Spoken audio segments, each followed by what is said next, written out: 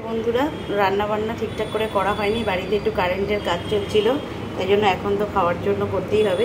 যদিও বা আমার জন্য না, আমার ছেলে আছে, হাজব্যান্ড আছে, ওরাও যদি আমার মতো শেখ খেত তাহলে রাতে রান্না করতে আমার হতো না। কারণ রাতে রান্না করতে অ্যাকচুয়ালি আমার পছন্দ হয় না, আর কি ভালো লাগে না।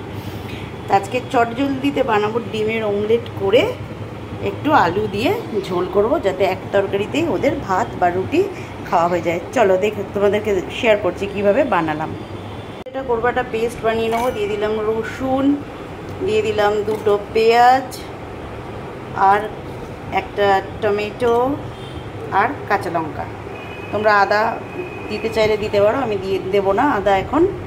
এই একটা পেস্ট বানিয়ে নেব, আর ডিমগুলোকে এভাবে ভেজে নেব। ডিম আমি এরকমভাবে ভেজে নিয়েছি পেঁয়াজ দিয়ে, আর এই পেস্টটাও বানিয়ে রেখেছি। এবার কড়াইতে আর একটু তেল দিয়ে দিয়েছি, আলুগুলোকে ভেজে নেব। আলুগুলোকে আমি নুন হলুদ দিয়ে খুব ভালো করে ভেজে নিয়েছি। এবার ওই তেলেই আমি গোটা জিরে একটু আর একটা তেজপাতা ফোড়ন দিয়ে দিলাম।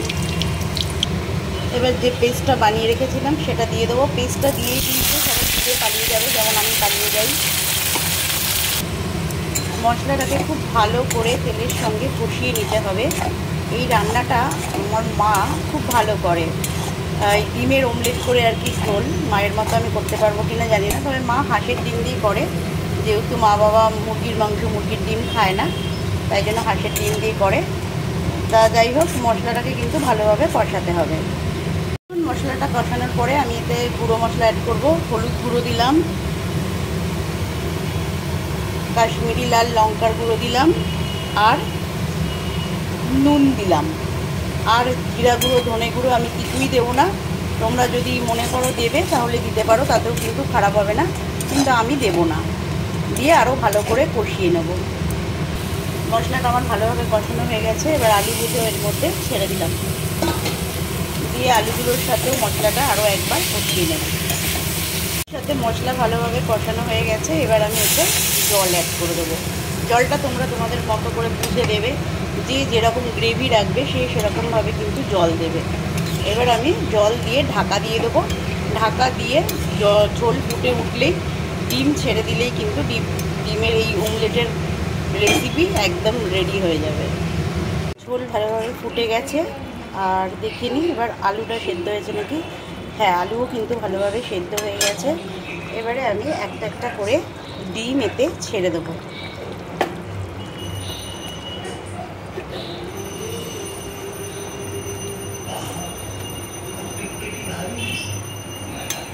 এবার ঝোলের মধ্যে ডিমগুলোকে ভালো করে একটু মিশিয়ে ওপর থেকে একটু গুঁড়ো গরম মশলা আমি দিয়ে দেবো। দিয়ে দিলাম গুঁড়ো গরম মশলা ওপর থেকে। একদম কিন্তু রেডি হয়ে গেছে। এবার আমি ঝোলটা নামিয়ে দেবো। দেখো কীরকম দেখতে হয়েছে। দেখো, অমলেট কারি আমার একদম রেডি হয়ে গেছে। আমি এই রান্নাটার নাম অমলেট কারি দিয়েছি। তোমরা যে যা পারো নামে ডাকতে পারো। আজকে রান্নাটা তোমাদের কেমন লাগলো জানিয়ে। টাটা।